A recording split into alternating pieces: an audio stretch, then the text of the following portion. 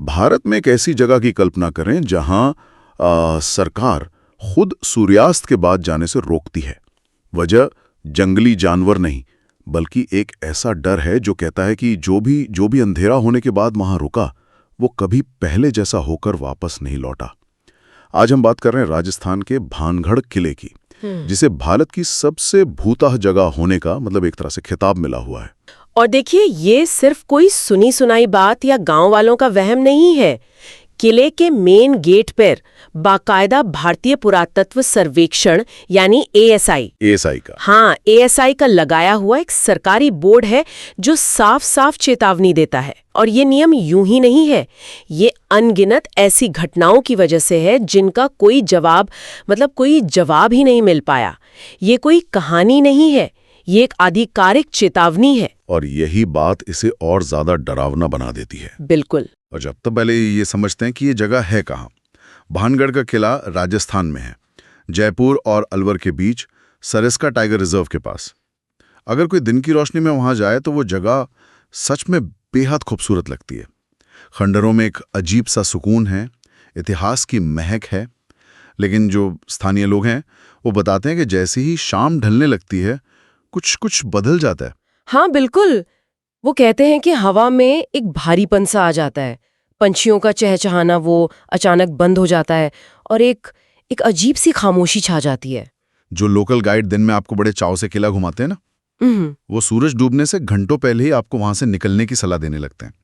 मतलब वो खुद एक पल भी वहां नहीं रुकते। और फिर आता है वो एएसआई का बोर्ड, जिसपे लिखा है सूर्यास्त के बाद और सूर्योदय से पहले भानगढ़ की सीमा में प्रवेश करना सख्त वर्जित है।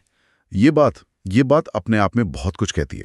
एएसआई एक वैज्ञानिक संस्था है ना? सही बात है। उनका काम इतिहास को सहेजना है, किसी अंधविश्वास को बढ़ावा देना तो नहीं। तो जब वो ऐसा बोर्ड लगाते हैं तो जरूर कोई ठोस वजह होगी। हाँ, शायद ऐसी लगातार होने वाली घटनाएं जिनकी रिपोर्टिंग को वो नजरअंदाज नहीं कर सके। और यही तो इस पहेली का सबसे दिलचस्प हिस्सा है।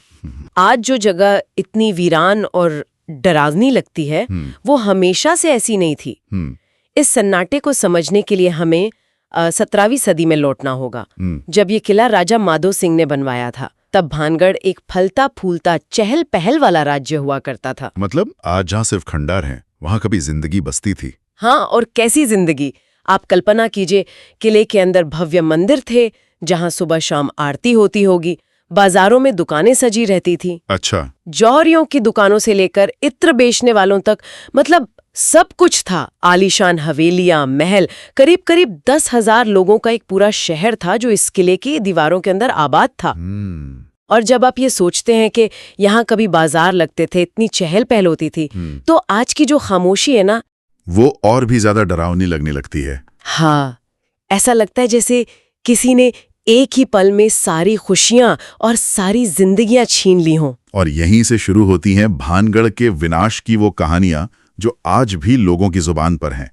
2 कथाएं सबसे ज्यादा मशहूर हैं और दोनों का अंत एक श्राप पर होता है। पहले और सबसे प्रसिद्ध कहानी एक तांत्रिक की है, नाम था सिंघिया। सिंघिया वो कोई मामूली तांत्रिक नहीं था। कहा जाता है कि वो काले जादू और तंत्र मंत्र की शक्तियों में माहिर था। वो किले के पास ही एक पहाड़ी पर अपनी गुफा में रहता था और वो भानगढ़ की राजकुमारी रत्नावती की खूबसूरती पर मतलब मोहित था। राजकुमारी रत्नावती सिर्फ सुंदर ही नहीं थी, उनकी बुद्धिमत्ता के चर्चे पूरे राजस्थान में थे। तो ये एक तरफा प्यार का मामला था, है ना? सिंघिया जानता था कि एक राजकुमारी और एक तांत्रिक का मेल तो असंभव है, तो उसने अपनी शक्तियों का गलत इस्तेमाल करने का फैसला किया। हाँ, उसने बाजार में राजकुमारी की एक दासी को देखा जो उनके लिए इत्र खरीद रही थी, और सिंघिया ने उस इत्र की शीशी पर काला जादू कर दिया। उसका इरादा ये था कि जैसे ही राजकुमारी उस इत्र को छुएंगी, वो उसके वश में हो जाएंगी और खुद उसके पास खींची चली आएंगी। लेकिन ऐसा हुआ नहीं। नहीं, राजकुमारी रत्नावती बहुत समझदार थीं। जब दासी ने उन्हें वो इत्र दिया तो उन्हें कुछ अजीब सा महसूस हुआ। कहते हैं कि उन्हें उस शीशी से एक अलग सी ऊर्जा महसूस हुई, तो उन्होंने उस इत्र को इस्तेमाल करने के बजाय पास ही एक बड़ी सी चट्टान पर फेंक दिया।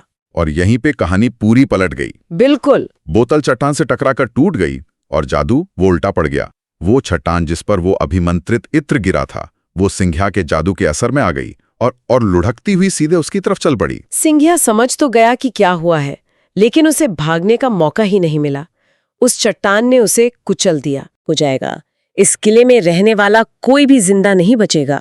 और अगर कोई बचा भी तो उनकी आत्माएं हमेशा यहीं भड़कती रहेंगी, उन्हें कभी मुक्ति नहीं मिलेगी। और कहते हैं कि इस श्राप का असर बहुत बहुत जल्दी हुआ।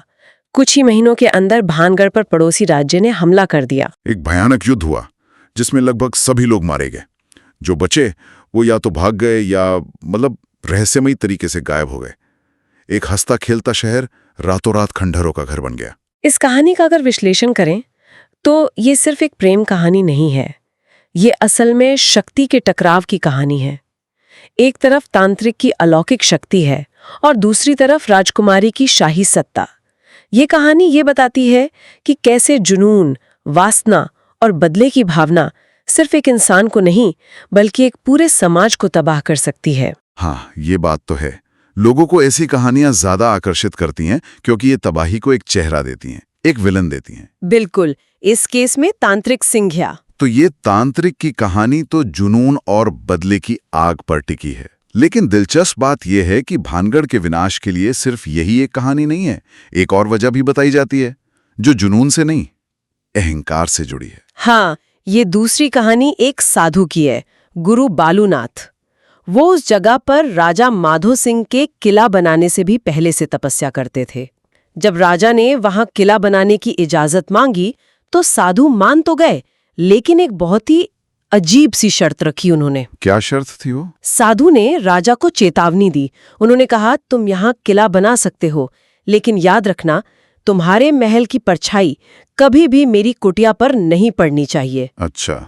जिस दिन तुम्हारे महल के अहंकार की परछाई ने मेरी साधना को छुआ, उस दिन तुम्हारा ये राज्य वीरान हो जाएगा। आध्यात्मिक शक्ति के बीच की एक रेखा थी। बिल्कुल। राजा ने वादा किया और किले का निर्माण शुरू हुआ।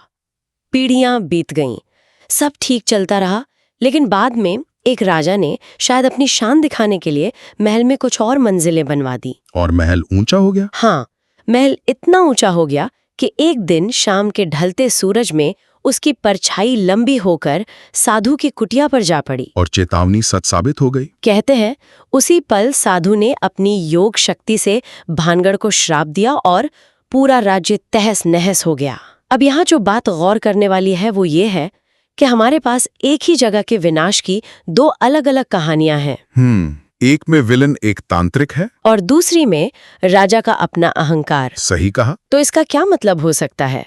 क्या ये सिर्फ एक संयोग है? ये बहुत अच्छा सवाल है। मुझे लगता है ये सिर्फ संयोग नहीं है। ये कहानियां एक तरह की नैतिक चेतावनियां हैं। पहली कहानी समाज को व्यक्तिगत बुराइयों जैसे वासना और प्रतिशोध के नतीजों से डराती है, और दूसरी कहानी शासक को चेतावनी देती है कि चाहे तुम कितने भी शक्तिशाली क्यों ना हो जाओ, आध्यात्मिक और नैतिक सीमाओं का सम्मान करना जरूरी है। दो कहानियों का होना ये दिखाता है कि भानगढ़ की तबाही इतनी बड़ी थी कि लोग उसे किसी एक वजह से समझा नहीं पा रहे थे। ये तो हुई किंवदंतियां। लेकिन जो चीज भानगढ़ को आज भी इतना डरावना बनाती है वो है लोगों के वो अनुभव जो इन कहानियों से बिल्कुल मेल खाते हैं।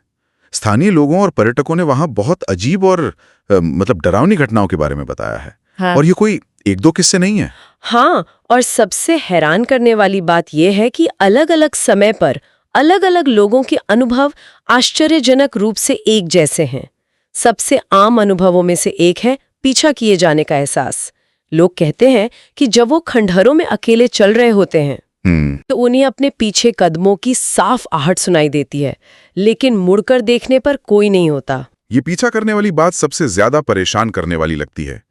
ये सिर्फ एक आवाज नहीं है, ये एक एहसास है कि कोई है आपके साथ। बिल्कुल। और मनोवैज्ञानिक रूप से ये सबसे ज्यादा डरावना होता है जब दर्जनों लोग जो एक दूसरे को जानते भी नहीं एक ही तरह के कदमों की बात करें, तब ये सिर्फ दिमाग का खेल नहीं रह जाता। कुछ लोगों ने तो यहाँ तक कहा है कि उन्हें कानों में किसी के फुसफुसाने की आवाज आती है, जैसे कोई उनका नाम पुकार रहा हो। और सिर्फ आवाजें ही नहीं, कुछ लोगों ने शारीरिक अनुभव भी रिपोर्ट किए हैं। अचानक शरीर पर खरोंच के निशान मिलना या ऐसा महसूस होना जैसे किसी ने धक्का दिया हो। लेकिन सबसे आम एहसास है हर समय देखे जाने का, जैसे आप अकेले नहीं हैं, कोई आपको लगातार देख रहा है। कुछ और ज्यादा डरावनी घटनाएं भी हैं। कई लोगों ने शाम ढलते ही किले के अंदर से औरतों के चीखने और रोने की आवाजें सुनने का दावा किया है। कुछ टूरिस्ट गाइड एक किस्सा सुनाते हैं कि एक बार उन्होंने महल के ऊपरी हिस्से में शाही पोशाक में एक महिला की परछाई देखी, जो कुछ पल दिखी और फिर हवा में गायब हो गई। एक और अनुभव जो बहुत लोग बताते हैं वो है अचानक माहौल का बदलना। मतलब हंसी मजाक करते हुए ग्रुप अंदर जाता है और अचानक उन पर एक अजीब सी उदासी या भारीपन छा जाता है, बिना किसी वजह के। ये सारी बातें ही हैं जो भानगढ़ को सिर्फ एक ऐतिहासिक खंडार से कहीं ज्यादा बनाती हैं। और इन्हीं लगातार मिल रही रिपोर्टों की वजह से एएसआई को वो कदम उठाना पड़ा जिसकी हम शुरू से बात कर रहे हैं। रात में एंट्री पर कानूनी पाबंदी। ये कोई मजाक नहीं है। जब आपके पास सालों से एक ही जगह से एक ही तरह की परेशान करने वाली घटनाओं की रिपोर्ट आ रही हो, तो आप उसे नजरअंदाज नहीं कर सकते। ये उनकी जिम्मेदारी भी है कि वो लोगों की सुरक्षा सुनिश्चित करें, चाहे खतरा इंसानी हो या कुछ और।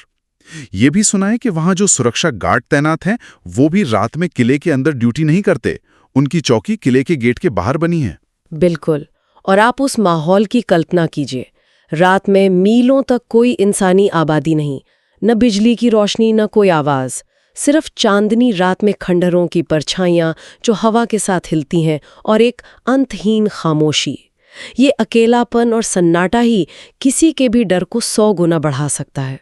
तो चलिए इस पूरी चर्चा को समेटते हैं। हमारे पास एक वीरान किला है जो कभी जिंदगी से भरपूर था।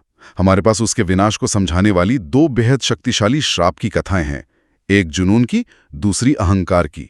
और फिर हमारे पास हैं अनगिनत आधुनिक पैरानॉर्मल अनुभव जो आज भी लोगों को डराते हैं। और इन सब पर मुहर लगाता एक सरकारी आदेश जो कहता है, अंधेरे में यहां मत आना।